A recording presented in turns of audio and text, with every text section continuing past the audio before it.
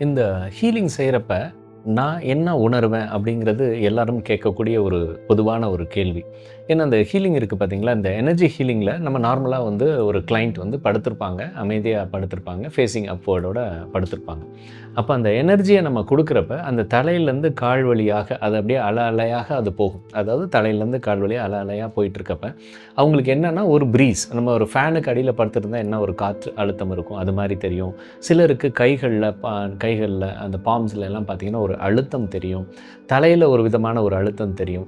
Suppose அவங்க கையில ஏதாவது வலி இருந்தா, அந்த வலி குறையிற உணர்வு அவங்களுக்கு தெரியும். சிலருக்கு டிங்லிங் ஃபீலிங்ஸ் இருக்கும். ரொம்ப என்ன நடக்குது, அத நம்ம பார்க்கணும் அப்படின்னு சொல்லி ரொம்ப கான்சன்ட்ரேட் பண்றவங்கள பார்த்தீங்க அப்படின்னா, சில பேருக்கு அது ஒண்ணுமே தெரியாத மாரி தெரியும். பட் அந்த செஷன் முடியிறப்ப அவங்களுக்கு ஒரு மிகப்பெரிய மாற்றத்த உடல் ரீதியாகவும், மன ரீதியாகவும், பிளஸ் வந்து அந்த பிராண ஓட்டத்தில ஒரு சேஞ்சும், அவங்களோட மூச்சு ஓட்டத்தில ஒரு சேஞ்சும் அவங்கனால கவனிக்க முடியும். ஸோ இதுதான் வந்து நார்மலான எனர்ஜி ஹீலிங் நடக்கக்கூடிய நேரத்தில அவங்க உணரக்கூடிய ஒரு விஷயம்.